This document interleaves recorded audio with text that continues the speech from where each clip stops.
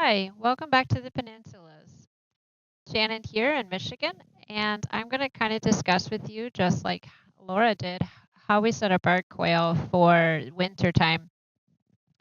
So in this setup, I just have a set of three quail in here. These are actually bob whites. These bob whites stay inside this particular stack. However, our Coturnix quail are kept somewhere else. These are inside the barn, so they don't need as much of attention. I just clean out their hay and I make sure that the entire cage is all cleaned up and that they have fresh water and food and fresh hay.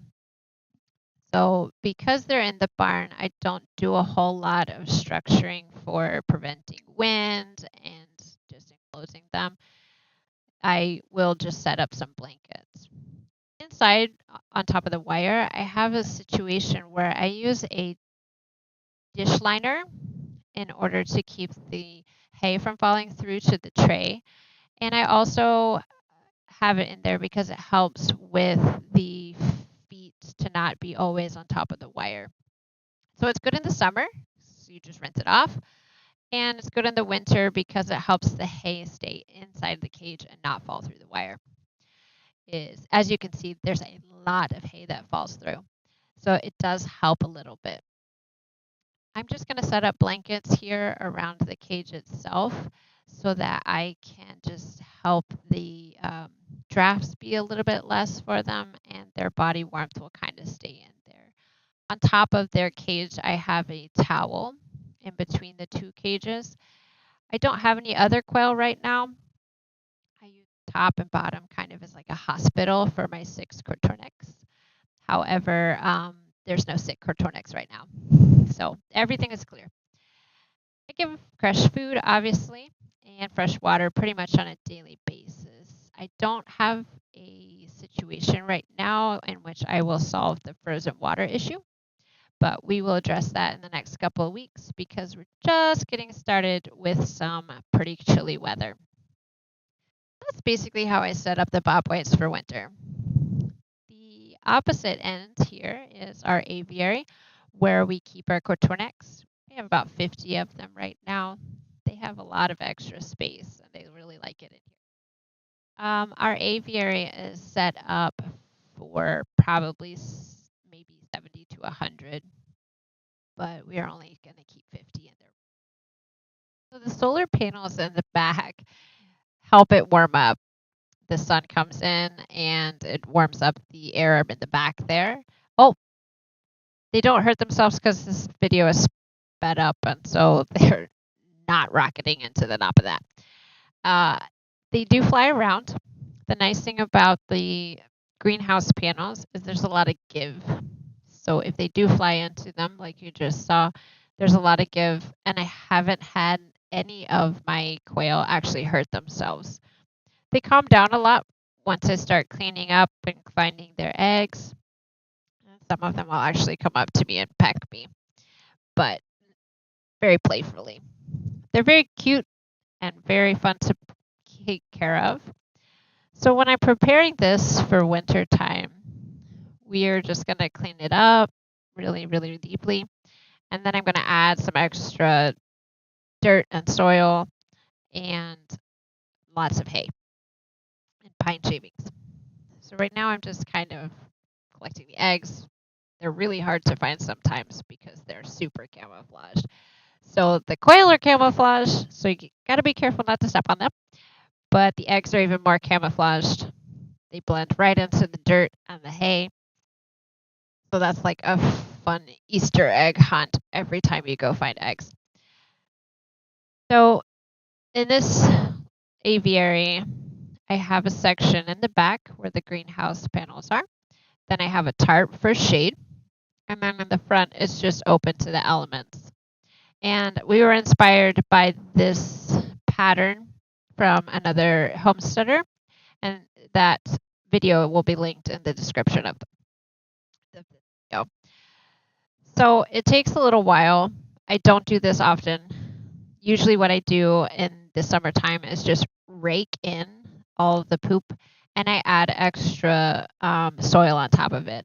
And then they enjoy their dust baths. as well as the droppings kind of just decompose in between the layers. And then I will add pine shavings on top to give them a little bit extra fluff because they definitely like the fluffy. You can tell that inside there's a few dead branches in the summertime. I give them fresh branches probably once a month, and they really enjoy hiding in those. I try to keep the aviary pretty much as natural as possible. So they have access to the rain, they also have shade, they have sun, and it's just kind of them being birds. One thing about the aviary is the shape. The triangular shape made it very easy to construct. I have a couple of things that I would have changed. I would probably not do a triangular angle. I can only stand up directly smack in the middle. Not that the quail like it when I'm at my full height, but it definitely is easier for me. The lamp is also a little bit of difficulty, but we're trying out extra light for them. Try and keep them laying over the winter. Thus far, it has not worked. I don't think it's bright enough and it's super inconsistent. So we're going to work on adjusting that. We're still going to kind of adjust and experiment with that. So basically, what I'm doing here to prepare for the winter is raking it all up. I'm getting out all of the straw. So I do use straw. I know that's kind of a up in the air thing with the birds. I haven't had any issues with them. And I like it because it makes the manure really easy to get out. So you just rake it up, pick it up, throw it out, and lay down new. They love to hide in it. And underneath, they kind of dig underneath, and then underneath they can have their little dust baths, which you'll see a little bit later on how much they absolutely adore those.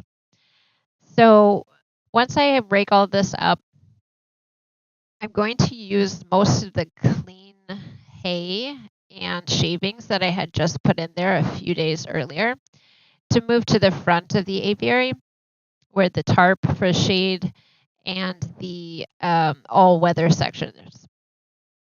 And then I'm going to lay down some peat moss and some pine shavings to just give them a deep bedding to kind of barrel into and lay in when they are a little bit chilly. I like to use some dish pans, and I have a few logs, and cardboard boxes actually really work really well for them to hide in. We have a bunch of different types of hidey huts, and they really like those.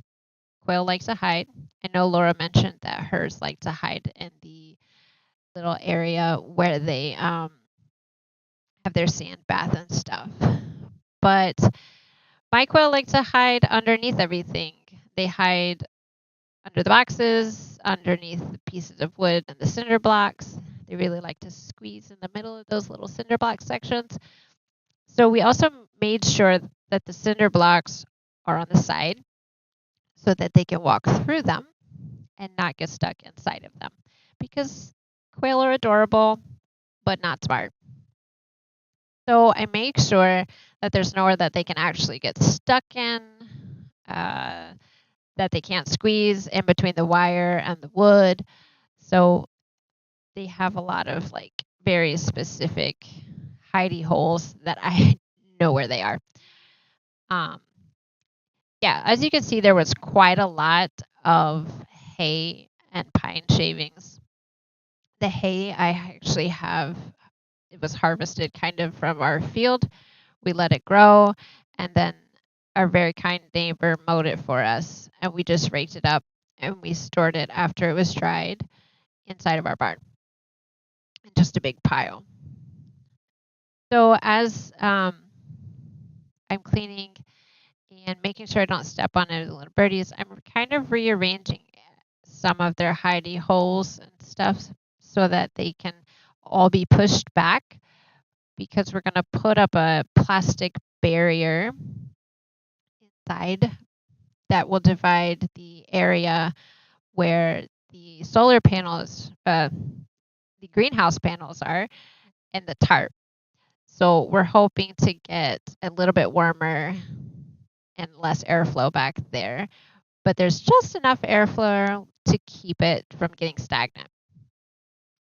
I'm adding a lot of peat moss just to make sure that the soil doesn't get super damp, because one of the drawbacks that I found with this style was that because we put it on a concrete platform, and we did that so that we could prevent predators from climbing in and digging in, the concrete actually keeps water kind of seeping up from underneath. So I'm making sure that I build up enough peat moss and soil so that their area that they're laying on is actually dry.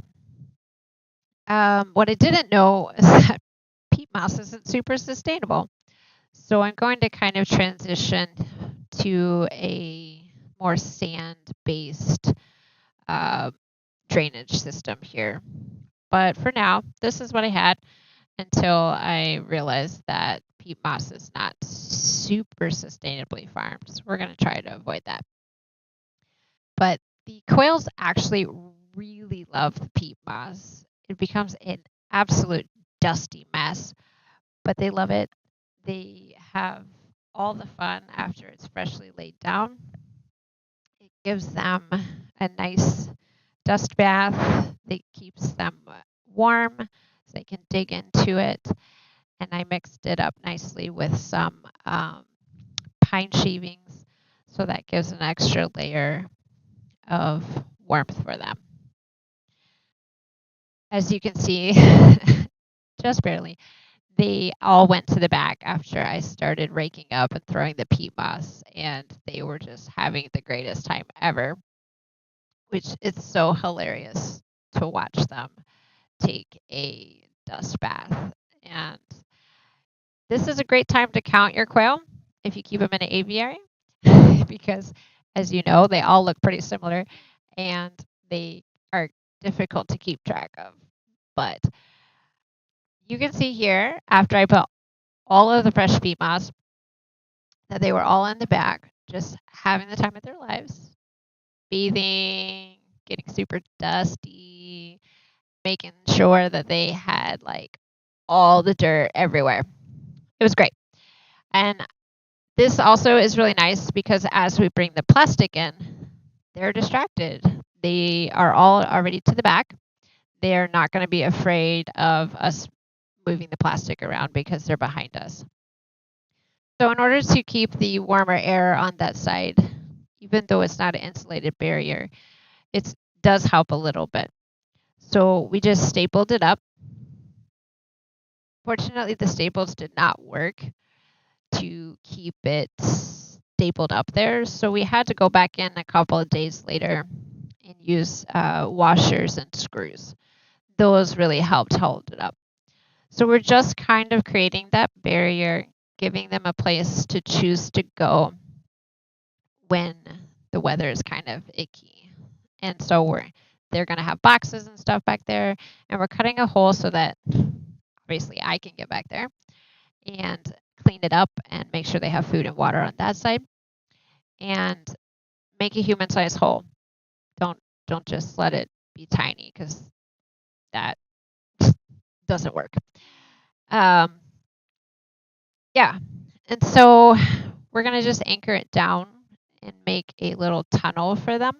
So we're going to use our cinder blocks, and we're going to make sure that we have enough area for them to go through, but not so much that there's a lot of any kind of wind or anything back there. We don't have it in this video because we thought that the plastic would kind of stay overlapped more, but it didn't stay as overlapped as we wanted it to. And so we bought some heavy duty clips, and those clips will hold the top closed. So we have clips now, which we don't show, but the cinder blocks hold down the plastic, but it gives them a nice little tunnel. And as you can see, they figured out how to get back there pretty quickly. And then we're just bringing in a couple more rocks and some pretty heavy things to hold it down because quail will find a way to get stuck. They like to hurt themselves. Not sure why. But so we're just going to anchor it down, make sure the plastic stays down on top of those cinder blocks with some heavier rocks, and make sure that the plastic stays as far to the edge as possible by using the bigger rocks. There are some sections that after a few days I noticed that they like to squeeze in the corners there. And that's okay because they just kind of like squeeze in there. It's like an extra little pathway. They like to just create their own little system. So that's basically how we winterize the aviary. It's not too difficult. It just takes a little bit of extra time. And I have a thermometer back there that is connected to my phone. It stays about 5 degrees warmer in the back and it does in the front. And yeah, so basically over the winter, I'm just going to add new hay, new shavings. I'll do a little rake up here and there. But overall, I'm not going to do a heavy duty cleaning until spring. And then all of that is going to go in my garden. The quail are pretty happy about it. They really like the ability to see through the panels. They like the warmth in the back. They like scratching around and making little nests. The difference between the back and the front is the front, I also add some more naturalistic attributes. So in my all-season area, I like to give them leaves. They like to scratch around in those and make little nests. Some of my quail oddly choose to sleep over the night in the front. And that's okay. I try to provide them with as much warmth as possible. As you can see, those are my 2 eggs from the day. And we're still working through the winter laying situation. The light's not working like I wanted it to. The quail say no to the egg laying. They say please, but they do what they want. So that's the process of winterizing. It's not hard. It just takes a little extra time. And the quail are super happy with it. They have lots of extra space and they just have a lot of areas they can hide. So I hope this is really inspirational and possibly give you some ideas for your own quail or just the ability to watch adorable quails taking a dust bath.